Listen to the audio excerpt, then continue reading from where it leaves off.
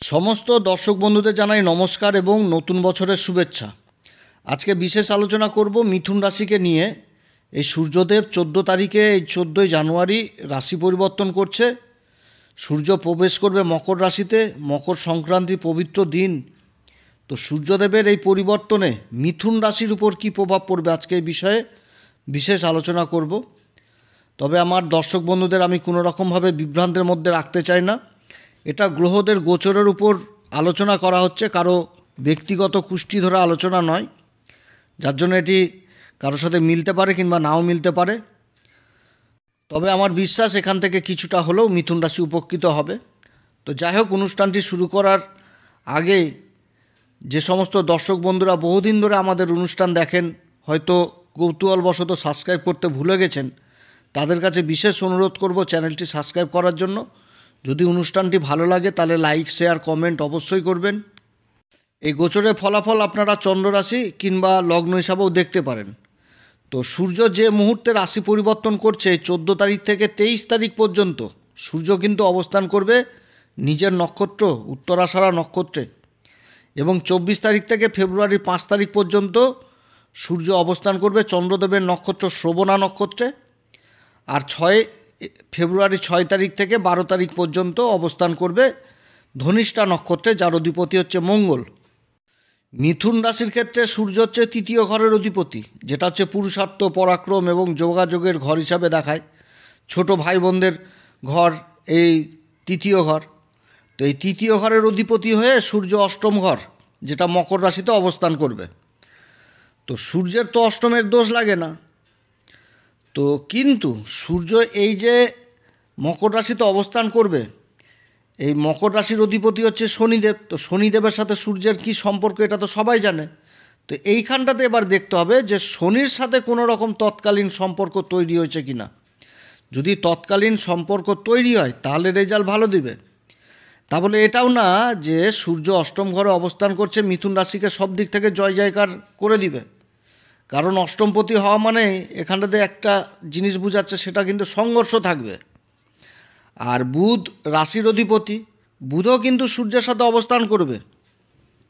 তো অষ্টম ঘরে রাশির অধিপতি এবং সূর্যের অবস্থান, এটা সংঘর্ষের সূচনা হচ্ছে, এটা ঠিক। কিন্তু গ্রহদের যে অবস্থান সেই সময় হতে যাচ্ছে, তো সংঘর্ষের মধ্যেও কিন্তু মিথুন রাশি যথেষ্ট ভালো দিকগুলো উঠে আসবে। তো এখন দেখা যাক যে তৎকালীন মিত্রটা হয়েছে কি না। সূর্য যে মুহূর্তে রাশি পরিবর্তন করছে সেই মুহূর্ত থেকেই দেবগুরু বৃহস্পতি দৃষ্টি পড়বে সূর্যের উপর, এবং দেবগুরু বৃহস্পতি রোহিণী নক্ষত্র অবস্থান করছে, যেটা বিশ্বরাশিতে। আর বিশ্বরাশির অধিপতিকে শুক্র, মিথুন রাশির অধিপতি বুধের পরম মিত্র এবং কারক গ্রহ, এবং এই শুক্র অবস্থান করছে পঞ্চম ঘরের অধিপতি হয়ে নবম ঘরে, তাও আবার নবম ঘরের অধিপতি শনির সাথে। আর শনি অবস্থান করছে এই দেবগুরু বৃহস্পতির নক্ষত্র পূর্বা ভাদ্রপদে।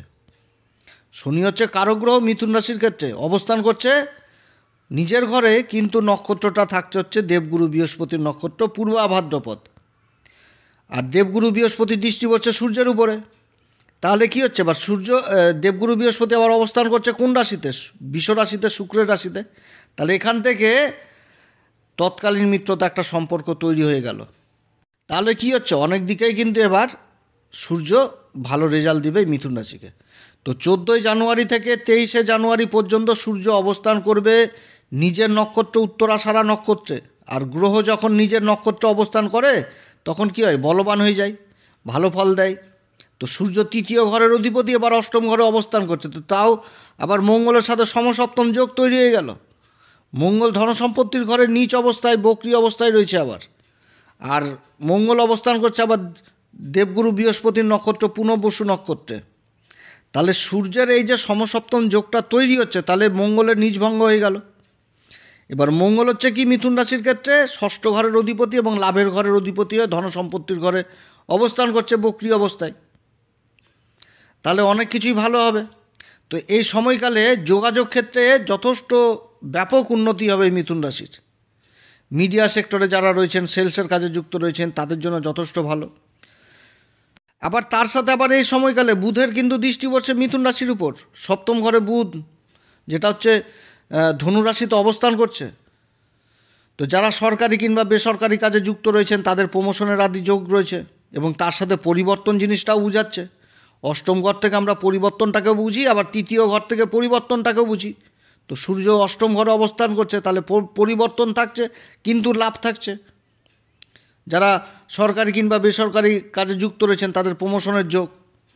মোক্ষ ত্রিকোণ, এই অষ্টম ঘর আর দ্বাদশ ঘরে দেবগুরু বৃহস্পতি অবস্থান করছে, অষ্টম ঘরে সূর্য অবস্থান করছে। তো দেবগুরু বৃহস্পতির দৃষ্টি সূর্যের উপরে পড়ছে। অর্থাৎ এ সময়কালে আধ্যাত্মিক জগতের সাথে যারা জড়িত রয়েছেন, তারা কিন্তু গুরুর বিশেষ জ্ঞান লাভ করবে, কিংবা আধ্যাত্মিক পথে নিজেকে চালিত করবে, অথবা ধর্মের প্রতি বিশেষ রুচি জাগবে। তার সাথে ধার্মিক অনুষ্ঠানে নিজেকে এগিয়ে চড়িয়ে নিয়োগ করবে, যে ধর্মের জন্য কিছু কাজ করা, কিছু পরিবেশন করা, এই সমস্ত জিনিস কিন্তু উঠে আসছে এই সময় মিথুন রাশির ক্ষেত্রে। সেই রকম আবার শিক্ষার দিক থেকেও এই সময় যথেষ্ট ভালো হতে যাচ্ছে। যারা মেডিকেলের সাথে যুক্ত রয়েছেন, সার্জেন হিসাবে কাজ করছেন, শিক্ষা লাভের জন্য তাদের বিদেশ যাত্রা হবে, মান সম্মান পদ প্রতিষ্ঠা বৃদ্ধি পাবে যারা মেডিকেলের সাথে যুক্ত রয়েছেন। সেরকম আবার গোপন শত্রুগুলো যেগুলো ছিল মিথুন রাশির, সেগুলো চোখের সামনে দেখতে পাবে যে এরাই ক্ষতি করছিল এতদিন। বিপরীত রাজযোগের প্রবল প্রভাব পড়বে এই সময় মিথুন রাশির ক্ষেত্রে। এই সূর্যের অবস্থানে তৃতীয় পতি সূর্য। যারা প্রশাসনের সিআইডি সিবিআই ইত্যাদি কাজে যুক্ত রয়েছেন তাদের জন্য যথেষ্ট ভালো, কিংবা যে কাজগুলো সমাজের সামনে উঠে আসে না, সরকারি কাজ যেগুলো গোপনে করা হয়, সেই কাজগুলো যথেষ্ট উন্নতির যোগ রয়েছে। যারা যুক্ত রয়েছেন মান সম্মান পদ প্রতিষ্ঠা অ্যাওয়ার্ড পাওয়ার প্রবল সম্ভাবনা থাকছে এই সময়। আবার যারা সরকারি কিংবা বেসরকারি কাজ করছেন, যাদের প্রভিডেন্ট ফান্ড, গ্র্যাচুইটি, ম্যাচুরিটি এগুলো টাকা আটকে ছিল বা কাগজপত্রের অভাবে হচ্ছিল না, তার মীমাংসা হবে, সুষ্ঠু মীমাংসা। এরপরে 24 তারিখ থেকে 5 ফেব্রুয়ারি পর্যন্ত সূর্য অবস্থান করবে শ্রবণা নক্ষত্রে, যার অধিপতি হচ্ছে চন্দ্রদেব। মিথুন রাশির ক্ষেত্রে চন্দ্র হচ্ছে কি দ্বিতীয় ঘরের অধিপতি, ধনসম্পত্তির ঘর, আত্মীয় স্বজনের ঘর, খাওয়া দাওয়ার ঘর। এবার সূর্য এই চন্দ্রের নক্ষত্র শোভনাতে অবস্থান করবে, আবার ওই দৃষ্টি দিবে হচ্ছে চন্দ্রদেবের রাশি কর্কট রাশিকে। আবার রাহুরও দৃষ্টি থাকছে এই ঘরে। আবার দেবগুরু বৃহস্পতি চন্দ্রের নক্ষত্র অবস্থান করছে, ফেব্রুয়ারির 5 তারিখে আবার দেবগুরু বৃহস্পতি মার্গী হয়ে যাবে।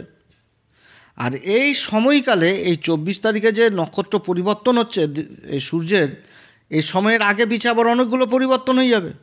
যেমন মঙ্গলের পরিবর্তন হয়ে যাচ্ছে 21 তারিখে, মঙ্গল নিজভঙ্গ হয়ে গেল মঙ্গলের, কিন্তু বক্রী অবস্থায় চলে আসবে রাশির উপরে।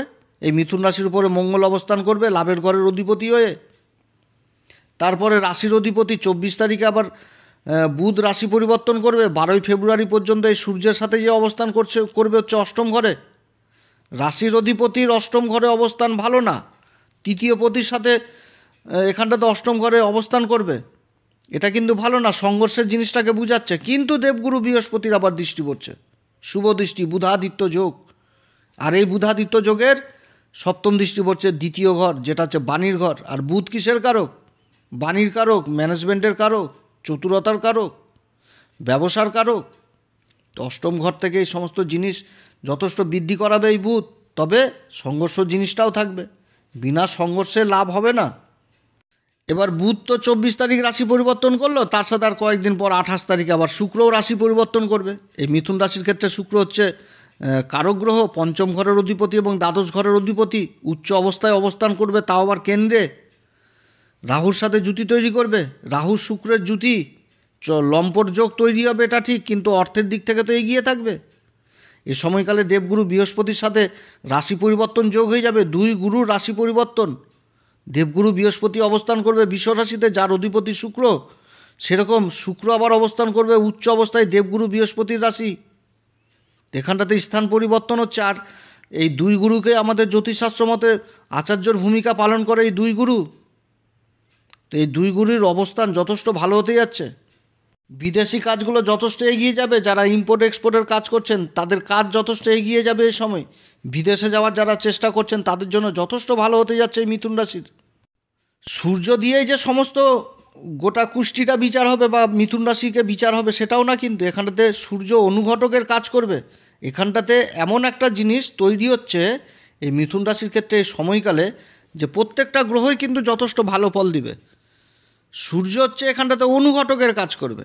সূর্য তৃতীয় পতি হয়ে অষ্টম ঘরে অবস্থান করছে, রাশির অধিপতির সাথে অবস্থান করবে।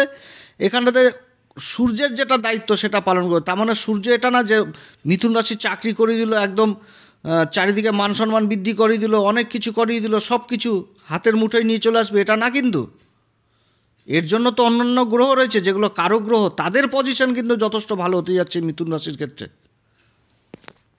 এই যে বুধাদিত্য যোগ তৈরি হচ্ছে, তার উপর দেবগুরু বৃহস্পতির দৃষ্টি থাকছে। এই সময়কালে পৈতৃক সম্পত্তিজনিত বিবাদ যারা ভুগছিলেন, এগুলোর কিন্তু সুরাহা হবে, এই সময় মীমাংসা হবে। নিজের মুখের বাণী, চতুরতা, ম্যানেজমেন্টের ক্ষমতার দ্বারা অনেক কাজই হবে এই সময়।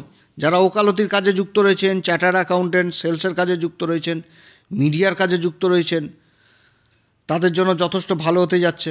আত্মশক্তি যথেষ্ট বৃদ্ধি পাবে এই সময়, কারণ সূর্য হচ্ছে কি আত্মার কারক, আর চন্দ্রমা হচ্ছে কি মন। তাহলে আত্মশক্তি যথেষ্ট বৃদ্ধি পাচ্ছে এই সময় এই মিথুন রাশির, যার জন্য কর্মক্ষেত্রে একটা ভালো ডিসিশন নিতে পারবে সেরকম ক্ষমতা রাখবে এই সময় মিথুন রাশি। যেটা যে ডিসিশনটা নেবে সেই ডিসিশনের ভিত্তিতে ভবিষ্যতের কাজে যথেষ্ট দিবে, যে ভবিষ্যতে একটা ভালো জিনিস হবে, যার জন্য একটা ভালো ডিসিশন নিতে পারবে। এরপরে ফেব্রুয়ারি মাসের এই 6 তারিখে থেকে 12 তারিখ পর্যন্ত সূর্য অবস্থান করবে মঙ্গলের নক্ষত্র ধনিষ্ঠা নক্ষত্রে। এই সময়কালে দেবগুরু বৃহস্পতি আবার মার্গী হয়ে যাবে 5ই ফেব্রুয়ারি। তো গোপন শত্রুগুলো নাজেহাল হবে এই সময়কালে মিথুন রাশির। মান সম্মান যথেষ্ট বৃদ্ধি পাবে, মান সম্মান নিজের বুদ্ধির দ্বারা, নিজের জ্ঞানের দ্বারা যথেষ্ট এগিয়ে যাবে শত্রুগুলোর থেকে। যারা আবার সরকারি বড় বড় এক্সামের জন্য তৈরি হচ্ছেন, ইউপিএসসি আরও যেগুলো আছে বড় বড় পরীক্ষা, এতে কিন্তু ভালো গুরির সন্ধান বা ভালো কোচের সন্ধান এই সময় পাবে। কিংবা যারা বড় বড় অফিসার, যাদের প্রমোশন লেটার বা অ্যাপয়েন্টমেন্ট লেটার আটকে ছিল, এগুলো এই সমস্ত কাগজপত্র হাতে পাওয়ার সম্ভাবনা থাকছে। মোট কথা সূর্যদেবের পরিবর্তন অনেক দিক থেকে সুবিধা নিয়ে আসছে। তবে আগেও বলছি, এখনও বলছি, সূর্য এখানটাতে অনুঘটকের কাজ করবে। সূর্য হচ্ছে তৃতীয় ঘরের অধিপতি, যোগাযোগ জিনিসটাকে নিয়ে আসছে। যোগাযোগ জিনিসটা ব্যাপক হবে, তবে সংঘর্ষও থাকবে, তার সাথে গভীর জ্ঞানও থাকবে। রিসার্চ জাতীয় বিদ্যার সাথে যারা জড়িয়ে রয়েছেন তাদের জন্য যথেষ্ট ভালো হতে যাচ্ছে। সূর্য যে গোটা রাশিটাকে চালনা করবে সেটাও না, কারণ মিথুন রাশির ক্ষেত্রে যে গ্রহদের অবস্থান, শুক্র শনি মেন খেলা খেলবে, কারণ শনি তো মার্গী হয়ে গেছে আর কিছুদিন পরে রাশি পরিবর্তন করবে। শুক্র তো একেবারে চলল, অনেক দিন পর্যন্ত থাকবে, প্রায় 120-25 দিন পর্যন্ত ওই উচ্চ ঘরে অবস্থান করবে, যেটা যথেষ্ট ভালো ফল এই মিথুন রাশিকে দিবে। 2025 সাল মিথুন রাশির জন্য যথেষ্ট ভালো সাল। তবে এটাও ভুললে চলবে না যে এই যে সূর্য তো হচ্ছে কি রাজা, গ্রহদের রাজা সূর্য, তাহলে মান সম্মানের যথেষ্ট খিদাও থাকবে। মান সম্মানের খিদা থাকবে, ইগোর প্রবলেম থাকবে, কারোর সাথে চট করে মিশতে চাইবে না, এমন জায়গায় বসতে চাইবে যেন সবাই যেন দেখতে পায়, এরকমও জিনিসটা থাকছে। পার্সোনালিটি খুব হাই চওড়া হয়ে যাবে এই সময়। অতএব এদিকে সাবধান, নিজের মুখের ভাষার উপর দেখতে হবে যেন সামনে থাকা ব্যক্তি কোনো রকমভাবে অসন্তুষ্ট না হয়। সবার সাথে মিশতে হবে, নিজের কাজ হাসিল করা নিয়ে কথা। যদি এগুলো চলে আসে তাহলে কিন্তু হওয়া কাজ বানচাল হবেই না কিছুতে। যেটা হতো সেটা কিন্তু একদম লেজে গোবর হয়ে যাবে এই মিথুন রাশির। অতএব এদিকে কিন্তু সাবধান। তার সাথে নিজের খাওয়া দাওয়ার দিকে যথেষ্ট খেয়াল রাখতে হবে। যাদের মাইগ্রেনের সমস্যা রয়েছে তাদের এই সমস্যাগুলো বাড়তে পারে। যাদের চোখের সমস্যা রয়েছে, ত্বকের সমস্যা রয়েছে, দাঁতের সমস্যা রয়েছে, এগুলো কিন্তু বাড়বে এই সময় যাদের রয়েছে। অতএব এদিকে যথেষ্ট সাবধান, খাওয়া দাওয়ার দিকে যথেষ্ট সাবধান। যারা আবার চুলের সমস্যায় ভুগছেন, চুল উঠারও কিন্তু সম্ভাবনা থাকছে এই সময়, তো এদিকে কিন্তু যথেষ্ট সাবধানে থাকতে হবে। তো যাই হোক, অনেক কথা আলোচনা করলাম মিথুন রাশি সম্পর্কে। 2025 যথেষ্ট ভালো সাল এবং গ্রহদের যা অবস্থান তৈরি হচ্ছে, তো মনে হচ্ছে মিথুন রাশি অনেক দূর এগিয়ে যাবে। এটা আমার ব্যক্তিগত মত বললাম। তো যাদের আমি তো আলোচনা করলাম, এবার দেখালো অনেকে তো লিখবে যে দাদা এত কথা বললেন, কিছুই তো মিলল না, কী যে আপনি করছেন। তো যাই হোক, তাদের ক্ষেত্রে তাদের উদ্দেশ্যে একটা কথাই বলবো, গ্রহের অবস্থান ভালো রয়েছে, যদি আপনার না মিলে তাহলে আপনার কুষ্টিতে গ্রহের অবস্থান খারাপ রয়েছে। অতএব ভালো জ্যোতিষীর পরামর্শ নিতে হবে। একমাত্র জ্যোতিষী বলে দেবে কোন উপাচার করলে ভালো পথে যেতে পারবেন, আগামী দিনগুলো ভালো হবে। এটা কিন্তু জ্যোতিষী আপনাকে নির্দেশ করে দিতে পারবে। অতএব ভালো জ্যোতিষীর পরামর্শ নেবেন। আমাদের হোয়াটসঅ্যাপ নাম্বার দেওয়া রয়েছে, প্রয়োজন মনে করলে আমাদের সাথে যোগাযোগ করতে পারেন। আমাদের শুল্ক লাগু থাকবে। আর আমাদের সাথেই যে যোগাযোগ করতে হবে এরকম কোনো ব্যাপার নাই। আপনাদের আশেপাশে বহু ভালো জ্যোতিষী রয়েছে, তাদের সাথেও কথা বলতে পারেন। তো যাই হোক, অনেক কথা বললাম। এই সময়কালে মিথুন রাশি অবশ্যই হনুমান চল্লিশা, বজরং বাণ এগুলো পাঠ করবেন। তার আগে শ্রীরাম সীতার প্রণাম মন্ত্র অবশ্যই করবেন এবং সূর্যদেবকে অর্ঘ্য দিবেন। কোনো কাজ করতে গেলে পিতামাতার আশীর্বাদ নিয়ে বেরোবেন। কোনো সময় সূর্যের সামনে মলমূত্র ত্যাগ করবেন না। পিতার দিকে যথেষ্ট খেয়াল রাখবেন। পিতার কিন্তু স্বাস্থ্যহানিরও যোগ থাকছে এই সময়, অতএব এদিকে যথেষ্ট খেয়াল রাখবেন। পিতাকে কোনো সময় অসন্তুষ্ট করবেন না। এমন কথা বলবেন না যেন পিতা দুঃখ পায়। পিতা মাতা উভয়েরই কথা বলছি, উভয় যেন দুঃখ পায়। তো যাই হোক, অনেক কথা বললাম। যদি এই পরামর্শ সত্যিই ভালো লাগে তাহলে মিথুন রাশির প্রত্যেকটি দর্শক বন্ধুর কাছে বিশেষভাবে অনুরোধ করব আমাদের এই অ্যাস্ট্রো এসএম বাংলা চ্যানেলটিকে সাবস্ক্রাইব করার জন্য আর লাইক শেয়ার করার জন্য। তো যাই হোক, এরপরে আবার আসবো একটি নতুন পর্ব নিয়ে। নমস্কার, ধন্যবাদ।